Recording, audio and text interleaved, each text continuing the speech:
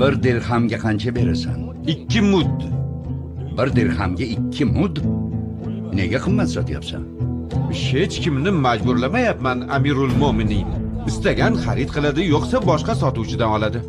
Boshqalar sendan arzonroq sotganda bu narxga sotmasading, tijorating kasod bo'lardi. Sizlar nima qilayotganingizni bilaman. Agar Madinaga bug'doy, arpa ortilgan karvon kelsa, karvonni hammadan oldin qarshi olasizlar. Ko'tarasiga hamma molni sotib olasizlar. Bevalar va miskinlar xarid qilishga ulgurmay qolishadi. Alloh haqqi, ehtikorga yo'l qo'ymayman. Bu bozorda ehtikor bo'lmaydi. Kimdaki Madina aholisiga sotish uchun mol olib kelsa, u Umarning mehmoni.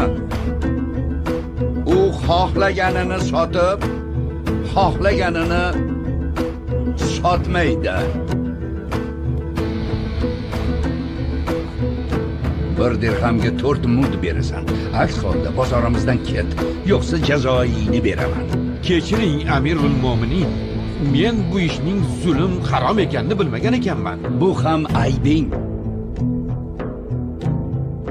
Ey bozor ahli, savdodagi halol va harom masalasini bilmagan odam bozorimizda savdo qilmasin. Savdoingizga zulm aralashmasin.